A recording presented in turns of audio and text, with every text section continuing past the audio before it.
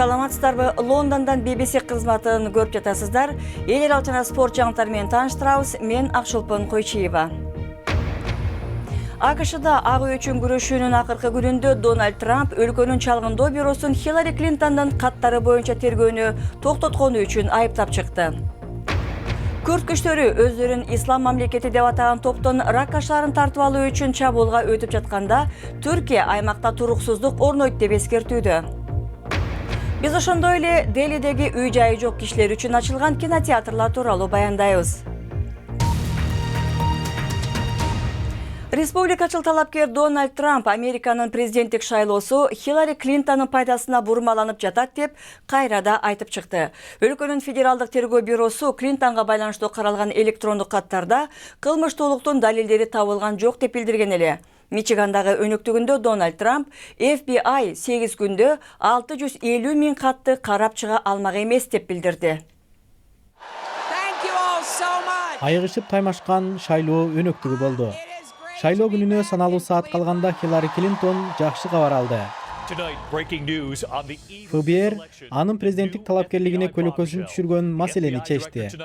Клинтондун электрондук каттары боюнча кылмыш ишин козгоого жүйө жок экени айтылды. Клинтондун жардамчыларынын санаасы тынды. Алар октябрь соңунда ФБР ишти кайра карайт дегенде сестейип калышкан эле.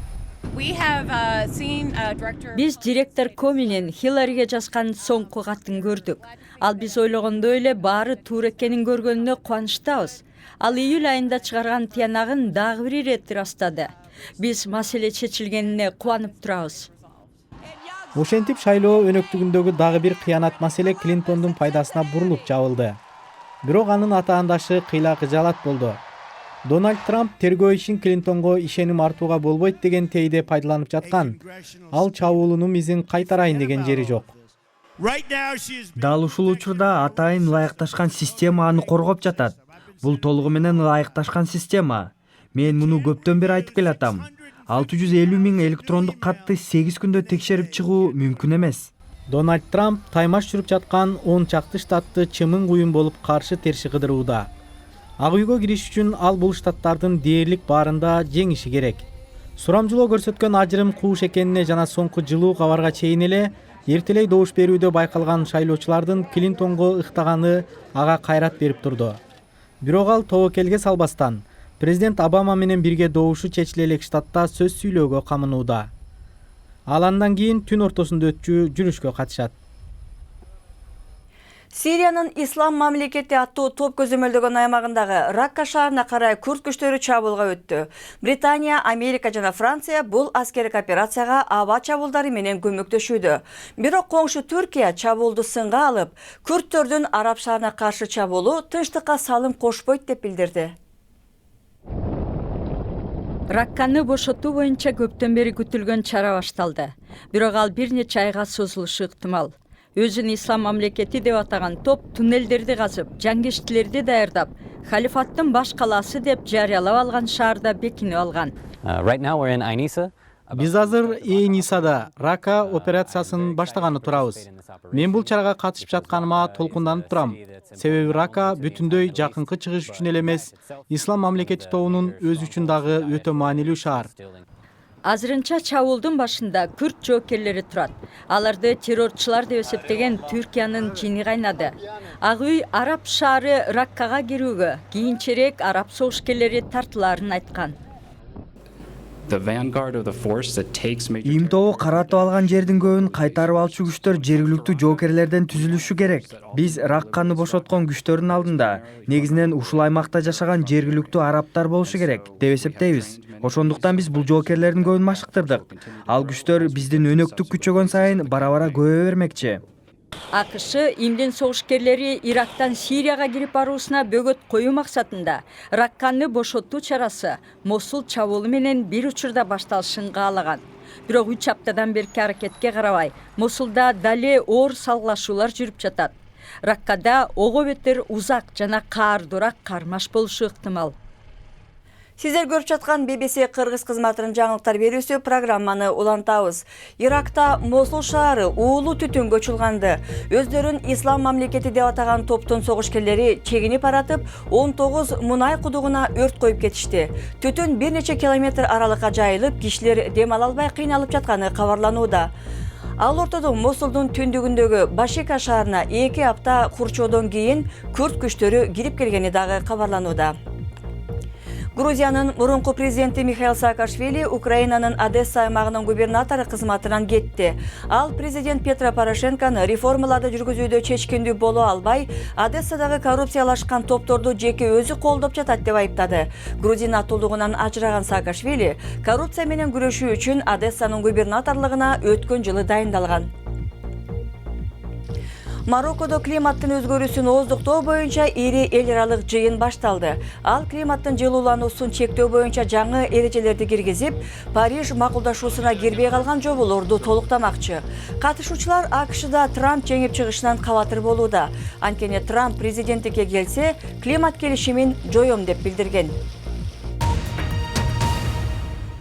Индиянын баш каласы Делиде орто эсеп менен 100 000 тегерегинде үй-жайы жок кишилер жашайт.